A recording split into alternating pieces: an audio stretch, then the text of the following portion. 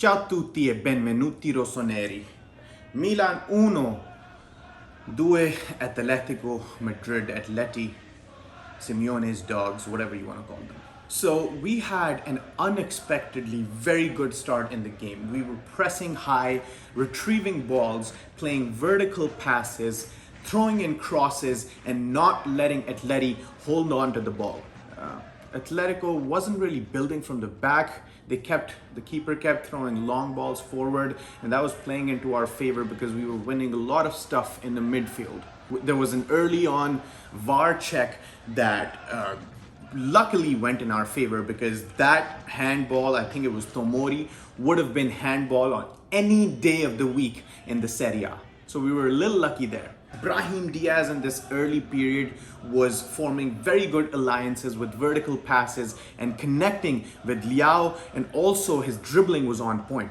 Rebic had a one-on-one chance missed at the 18th minute mark, but I didn't regret it too much because right after that, Rafael Leao with the shot in the bottom left corner in a crowded area, crowded box, was absolutely magnificent. I went static. I'm happy. At this point, we're going to win this game. The goal was absolutely deserved. We were doing all the right things. We were winning all the races, winning all the 50-50s. So I'm very happy at this point. 25 minutes, Milan dominating so far. A quick mention on the defensive personalities before the Kessie red card.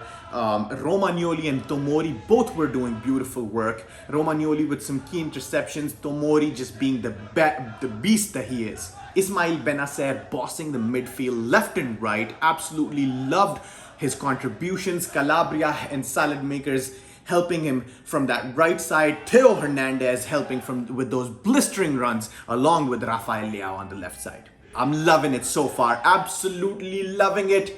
And then Franck Kessie. Frank the Tank has turned into Frank the Prank. Now, I know a lot of us are talking about the referee being this, the referee being that, the referee costing us the game, but I want to hear none of that. Ragazzi, that happens to every single team on earth. Milan, this isn't an anomaly for Milan. Let's stop blaming the referee for every goddamn thing. Franck Kessie committed 2 stupid errors. That second error should not have been committed. I don't know where his brain is. Maybe it's on the French Riviera in his yacht, or maybe it's playing a little tiki-taka with Messi in the PSG training grounds, but it is definitely, his mind is definitely not at the San Siro. Gets an absolutely stupid yellow card. Rebic also gets one to follow, and at that 30 minute, it was like my heart shattered.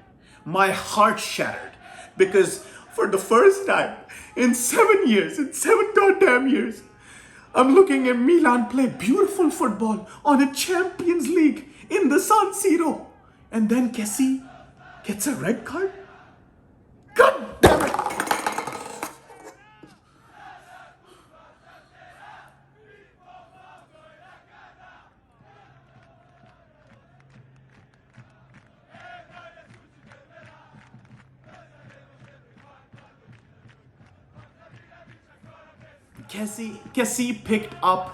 Kessie was the first one to pick, Kessie was the first red and black to pick up a red card in a Champions League night within 30 minutes. The first time it's happened since 2014, Ricardo Montolivo. Really, Franck? Are you really going to follow Ricardo Montolivo's footsteps? We've come from you having the most elite season last year to you just completely shitting the bed in these first 6 games. God damn it, Frank. Did not expect that from you. Now I'm thinking, what is Stefano Pioli going to do? What is that beautiful bald head going to do? Is he going to be a coward and bring Brahim Diaz off and just go completely defense, which I don't really want to happen? Or is he going to take advantage of the first 30 minutes and also the next 10 minutes? After Kessie went out, we were still attacking in the next 10 minutes. So I'm really, really hoping that Brahim Diaz and our attacking influences stay in the game and we don't park a goddamn bus immediately. The good thing is that we scored already and we're still kind of dictating the pace of the game after the goal. So I'm still feeling good about at the 40th minute. And then Rafael Leao. If that goal went in, that bicycle kick went in, ragazzi, the San Siro would have erupted to an extent where it would have actually gotten damaged. And then maybe the Milan municipality and the mayor would have agreed to building a new stadium. But we're not that lucky. We unfortunately missed out on the Champions League goal of the season by Rafael Leao, who's looking like a completely different individual this season. All right, halftime comes along. Milan kind of switched to a 4-4-1 right after the red card. I'm feeling like most of my team has really good ratings from me. Magnon has been solid. Calabria, really good link-up play on the right-hand side. Tomori and Romagnoli, ex-capitano, were diligently handling and composing the shape of the defense.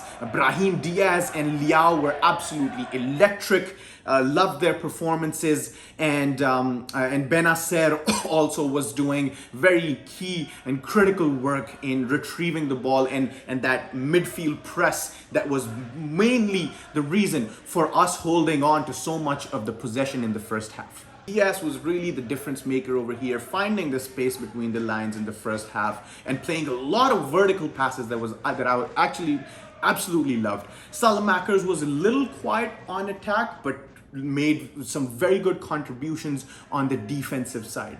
Atletico was kind of sitting back, playing the long ball, not really building from the back, and Milan was looking like their tactics were absolutely on point up until the 30th minute. Now, unfortunately, the second half did not start off as the first ended. Atletico Madrid imposing a little bit more, and Milan seemed to have shifted to a deep five, which I was really worried about. I was hoping that they wouldn't do that at the halftime talk. It started to look to me as if Pioli kind of gave the game away at that 45th minute. You don't sit back with 5 people, or as we later on realized, it was 6 defensive people in the back at the 45th minute. That's something you do on the 75th, 80th minute. You do not start the second half with a deep 5 or deep 6. That's absolutely ridiculous. That's a cowardly act, as Roy said in the live match commentary.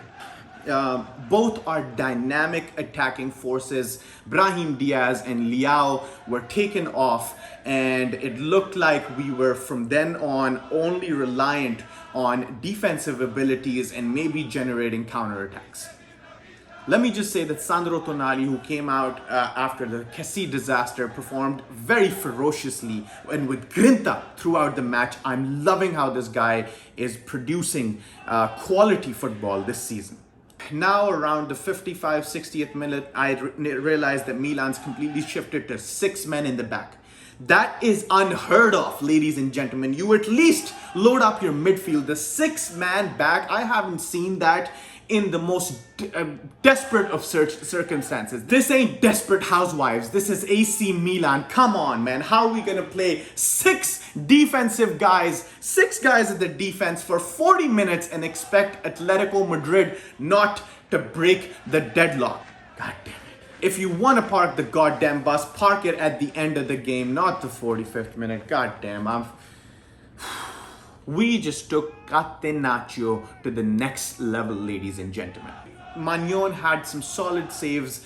Defense was maintaining shape for most of their duties, but we countless times saw Atletico Madrid coming in, having a dead ball situation, having a situation where they were close to scoring, but somehow our defense or the goalkeeper came out on top. There were numerous attacks that were created by Theo Hernandez with his blistering runs forward. One of them, I remember, caught on to Rebic. Rebic then gave it to, he had a really good dribble coming in from the left, gave it to Giroud, and then Giroud just completely missed it. He just left the ball like he's been leaving his mind behind whenever he steps onto the field. So far, Giroud hasn't shown me something really good except for the game where he scored a brace. I need Giroud to put his mind into the game more, show me more stuff. Right now, I'm really wishing for Ibra to be back. 80th minute, we get Florenzi and Kalulu in. Benacer and Salad Maker go out. Calabria kind of shifts to a midfield role. And then, lo and behold, ladies and gentlemen, Antoine Griezmann scores the equalizer, and we had it coming for a while. What do you expect if you are going to play 6 men at the defense? You are going to, even though you are parking the bus at some point, depending on the quality of the other team, you are going to concede. And that is exactly what we did when Antoine Griezmann put the ball in behind the net.